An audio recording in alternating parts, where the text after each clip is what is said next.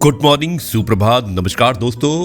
यह है आपका अपना प्रिय डॉक्टर आदि कश्यप मुंबईचा माणूस और आपके लिए लेकर आया आपका मनपसंद प्रोग्राम पॉजिटिव कर्मा।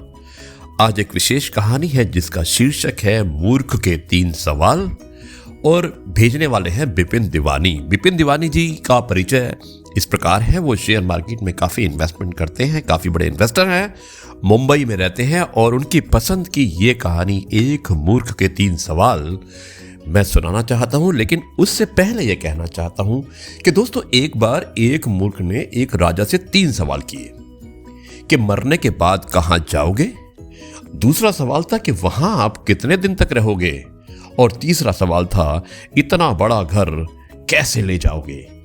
इसी पर आधारित है आज की एक कहानी, एक मूर्ख के 3 सवाल। सुनिएगा, जाइएगा मत। शुरुआत करता हूं इस कहानी की कुछ इस प्रकार। एक बार एक राजा ने एक दिन बड़ी ही अजीब सी इच्छा जाहिर की। राजा की इच्छा थी कि वो कुछ इस तरह से करे कि सब लोग खुश हो जाएं। उसने कहा कि मेरे दरबार में एक से बढ़कर एक अक्लमंद लोग हैं, लेकिन इसमें एक मूर्ख का होना भी बहुत जरूरी है, जिसकी बातों को सुनकर सबका मनोरंजन हो जाए। राजा ने राज्य में एक प्रतियोगिता का किया। उसने एक प्रतियोगिता रखी और अंत में उसे एक मूर्ख मिल भी गया। बहुत ही खास किस्म का ताज राजा ने उस मूर्ख को पहना दिया।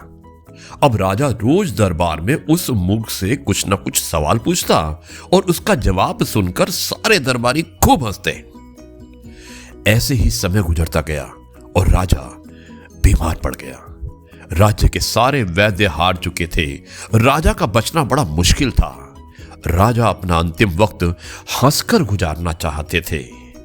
इसी बात को लेकर उन्होंने उस मूर्ख को बुलाया और उससे कहा कि आज तक तुमने जो भी प्रश्न करते रहे, मैं ही तुमसे प्रश्न करता रहा और आप उत्तर देते रहे, लेकिन मूर्ख, आज तू मुझसे कुछ प्रश्न कर, उसका उत्तर मैं दूंगा। अब मूर्ख ने सवाल किया कि राजन, आप मृत्यु के बाद कहां जाएंगे? राजा ने जवाब दिया कि मेरे मालिक के पास, उस परमात्मा के पास।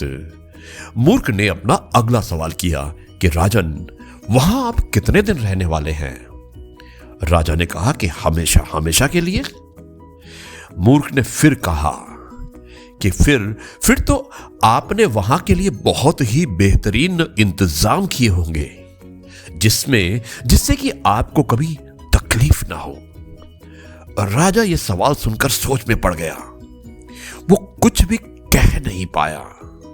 अब उस मूर्ख ने अपना ताज उतार कर राजा के सर पर रखते हुए कहा कि राजा, मुझे माफ करना, पर इस ताज के असली हकदार मुझसे ज्यादा आप हैं। जहां रहना ही नहीं तो वहां इतना बड़ा राज्य है, और जहां हमेशा के लिए रहना है वहां के लिए कुछ भी नहीं। कड़वा तो बहुत है, पर दोस्तों यही सच है। उड़ जाएंगे तस्वीर से रंगों की तरह हम, उड़ जाएंगे तस्वीर से रंगों की तरह हम, वक्त की टहनी पर परिंदों की तरह हम। ये बात हम सब जानते हैं, पर फिर भी दोस्तों, इस बात को एहसास करते हुए जीते नहीं हैं। तभी तो कहते हैं ना कि कितना अजीब स्वभाव है इंसान का, जो लेकर जाना है उसे छोड़े जा रहा है, और जो यहीं रह जाना है उसे जोड़े जा रहा है। दोस्तों, ये थी कहानी मूर्ख के 3 सवाल और मुझे उम्मीद है कि आपको अवश्य पसंद आएंगे। अब मैं इस कार्यक्रम को यहीं पर समाप्त करता हूं और एक बार फिर से बिपिन जी का धन्यवाद करता हूं।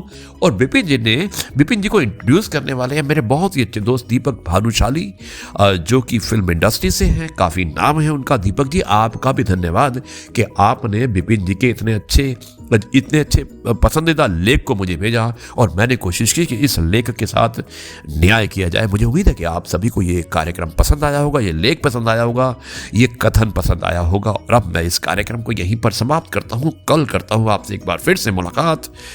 कुछ नई बातों के साथ। तब तक के लिए कहता हूं जय गुरु जी, शुक्राना गुरु जी।